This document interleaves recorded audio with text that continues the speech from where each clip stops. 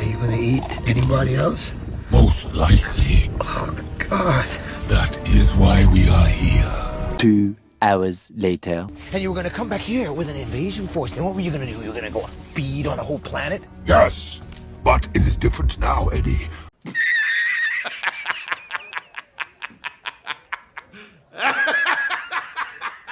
Making an adaptation can be hard, especially for comic book media, due to the wide variety of different writers and therefore interpretations that a character might have had over the decades. On the one hand, some changes may need to be made in order to make something more up to date and relatable, as well as flesh out what was already established and make it better. A good example of this would be Iron Man. Instead of Tony Stark getting injured in the Vietnam War and captured by communist forces, the film changed this to the Middle East and had Tony captured by terrorists, reflecting a more modern day conflict for the audience to connect to, and also focus more on how his imprisonment and the things he saw in the Middle East made him a more altruistic person. This is a good change that not only keeps the core of the character, but expands on it in the modern day. I came to realize that I have more to offer this world than just making things to blow up. And then we have movies like Venom, trying to tell an origin story where half the key components are missing and the other half are so twisted that they're basically different components. Miss me. Wait. Here you go. You can have it back. When I first walked out of the cinema after seeing Venom in 2018, the first reaction I had was, it was alright. I didn't think there was anything particularly stand-out-ish about anything in the film, especially when compared to other comic book media coming out at the same time, and I thought the villain was a bit weak. But at the end of the day, I thought it was enjoyable enough. Then I was thinking back to it recently, and I genuinely couldn't remember anything that I enjoyed besides the action scenes, maybes. I thought the characters were a bit all over the place and underdeveloped. The CGI ranged from well done to what the fuck is this? And the main plot seemed like it had far too many things going on, but at the same time it was far too bare bones to be interesting. Let's start with the character of Venom himself. Themselves? Fucking pronouns! There was just nothing about this character that I thought was compelling, or an origin or goal that made sense. Let's look at the comics. Now, just as a heads up, I don't really care about comic accuracy when making an adaptation. If we just adapted things that came from the comics, we would just end up creating the exact same movies over and over and over again. All I ask is that the adaptation be just as good, if not better, than the source material. This didn't happen here. In the comics, the symbiote itself, while clearly a sentient thing, mostly didn't have any agency, just using the host that it came across to prolong its lifespan. In this case, being with Spider-Man, but the side effect being that it slowly twists its user to embrace their darker impulses. At the same time, you have Eddie Brock, a reporter who, in his goal to become a great, well-established journalist, publishes a story that turns out to be false, blaming Spider-Man for his misfortune when he gets fired for it, and goes to a church thinking of suicide, at the same time that Peter is trying to use the church bells to remove the suit from him. So the symbiote ends up removed and it gets bonded to Eddie. And here is where I think makes a very interesting origin story, because they both partner up because of a revenge story. The symbiote wants revenge because, from its point of view, it gave Peter gifts to make him a better Spider-Man, and he chose to reject it and abandon it to die. Eddie wants Spider-Man dead because, from his point of view, he made a small mistake, and Spider-Man unveiling it caused him to lose his entire career. It's two different beings that are entirely different, but bonded by a shared belief. It's beings that you don't agree with, but you can feel sympathy for their pain. Especially as throughout the comics, they mostly just focus their anger on Spider-Man, and they don't just go around destroying and killing everything in sight, sometimes even saving people. And watching them have this rivalry with Peter, and them go from being revenge obsessed to being a rough and bitter anti-hero to a reformed hero who is trying to do good, is a very satisfying arc for the character. And then you have this movie. The character of Venom, both Eddie and the symbiote, just aren't as interesting here because everything about them that makes them noticeable is just absent, especially the bad sides of them. Let's start with Eddie. You're fired, Eddie. I can't trust you. You used me.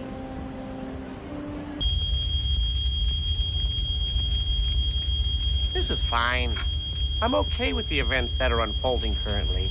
Eddie in this film isn't a selfish, arrogant prick that blames his misfortune on others because he's too cowardly to accept that he ruined his own life. In this film, he's a determined reporter that wants to get to the truth and save innocent people, even selflessly sacrificing his job and his relationship to try and get the truth and hold people accountable. Even after losing everything like he does in the comics, he doesn't really have any hatred or suicidal thoughts towards his current predicament, just getting on with life and being a bit snarky but a well-meaning individual. In short, there's nothing about Eddie's character that I think had any real depth to him. He's just a good guy throughout the whole film. Yes, I find him funny and charismatic, but I think that has a lot to do with Tom Hardy's charming acting range, the fact that he has a funny accent. I have spent a significant amount of time with one of these creatures up my ass. And I think there's certain parts of the script that are more comedic than what was intended. And everything I have ever done to you, I am truly, truly sorry. And that I love you.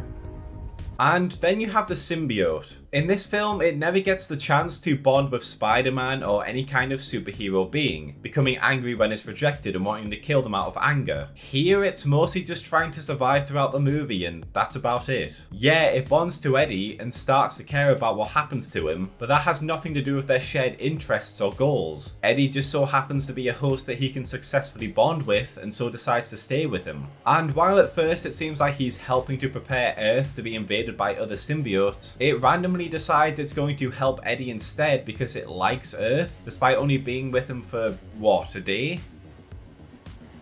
God damn, Jimmy. This some serious gourmet shit. I think ultimately the problem with this version of Venom is that all of the flaws that make Venom interesting have been stripped away, just keeping the more heroic aspects of the character.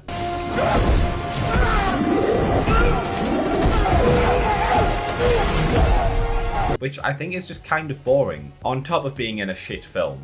I have decided to stay. Wow. On my planet, I am kind of a loser, like you. Boring. Speaking of which, this is a shit film, and I feel like the reason why it feels so shit is because the pacing and story beats are far too slow, before all of a sudden ramping up to 11 for the ending. This movie takes 40 minutes showing off Eddie's backstory and getting him to meet Venom, and it takes until the 50-minute mark until we even get a fight scene, which is almost 2/3 of the way through the film. So after they fight off the goons, they deliver some evidence. The two break up because Eddie finds out he's dying from the symbiote's influence, Eddie gets captured, Eddie gets broken out, the final fight happens, end of movie. It's basically a movie where Act 1 is about 60% of the film's runtime, from the start of the movie until the end of the first fight scene. Act 2 is about 25% of the runtime, from when they go to deliver the evidence to when Eddie gets captured. And Act 3 is about 15%, from when Eddie is freed to the end of the movie.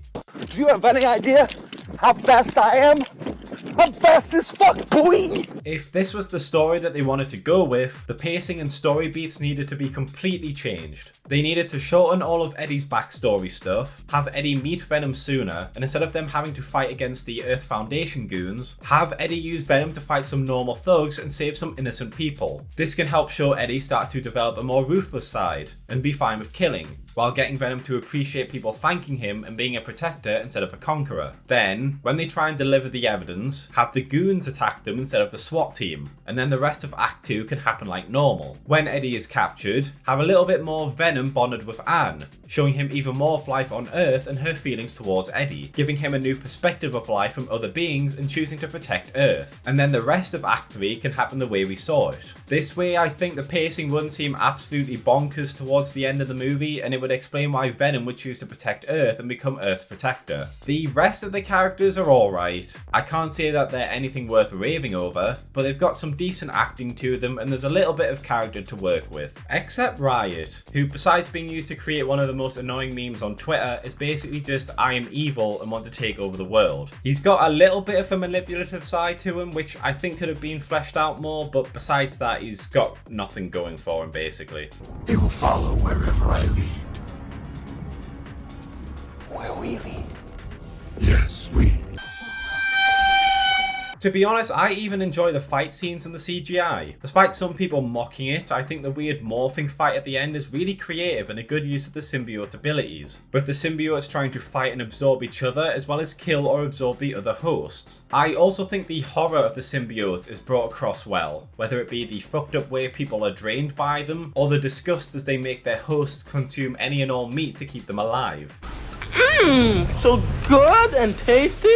There's also something just very satisfying about seeing a protagonist who just gets so absolutely fucked throughout the movie and they just stay that way. Eddie doesn't get any spare set of clothes or have a shower or anything. He's just grimy, dirty and sweaty from like the 40-minute mark onwards, and it makes me feel just so bad for him. You look at him by the end of the film and think he's going to need 3 chemical baths just to smell normal again. Disgusting! So overall, there's a lot to enjoy, but the actual core of the film is just too heavily flawed to call it a good or even an okay movie. I will say that besides the plot and the story beats, the other issues with the... Sorry, not sure what happened there. Anyways, the music of the film just isn't recognisable. Even after watching it, there's just...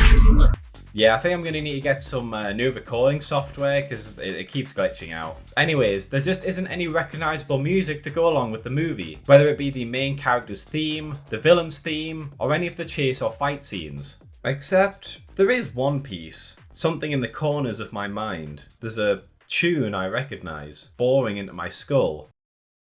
Oh no, I think I've just been hit with a Venom.